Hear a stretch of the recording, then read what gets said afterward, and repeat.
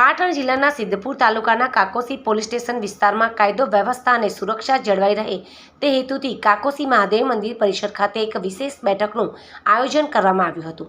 કાકોસી police સ્ટેશનના PSI વી.એ. લિંબાચિયાની અધ્યક્ષતામાં યોજાયેલી આ બેઠકમાં વિસ્તારના ગામોમાં સરપંચો, વર્તમાન તથા પૂર્વ ડેલિગેટો, રાજકીય સામાજિક આગેવાનો અને સ્થાનિક વેપારીઓ મોટી સંખ્યામાં ઉપસ્થિત રહ્યા હતા।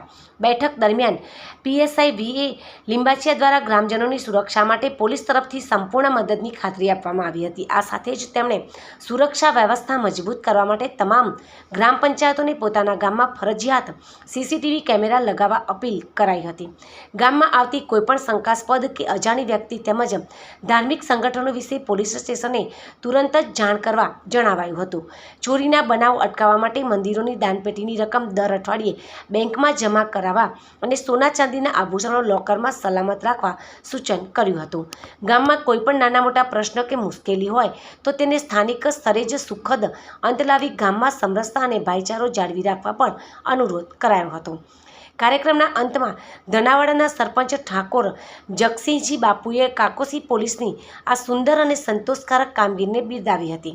સમગ્ર કાર્યક્રમનું આયોજન ખૂબ જ સફળ રહ્યું હતું અને પીએસઆઈ વી.એ. લિંબાચિયાએ હાજર રહેલા તમામ આગેવાનોનો આભાર પણ વ્યક્ત કર્યો હતો।